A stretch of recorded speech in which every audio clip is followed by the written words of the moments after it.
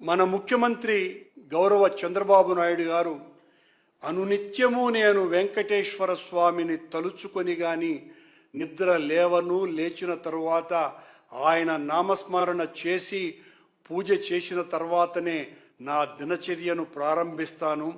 వెంకటేశ్వర స్వామితో పెట్టుకుంటే వారి పప్పులు ఉడకవు, వాళ్ళ ఆటలు ఈ జన్మలోనే ఆయన కట్టిస్తాడు అని నిరంతరము ఘోషించేటువంటి చంద్రబాబు నాయుడు గారు నియమించినటువంటి వ్యక్తి యొక్క అనైతిక అరాచక